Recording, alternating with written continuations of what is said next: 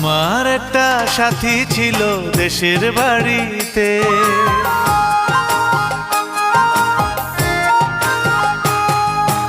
আমার একটা সাথী ছিল দেশের বাড়িতে, মিষ্টি প্রেমের লিখত চিঠি প্রতি মাসেতে।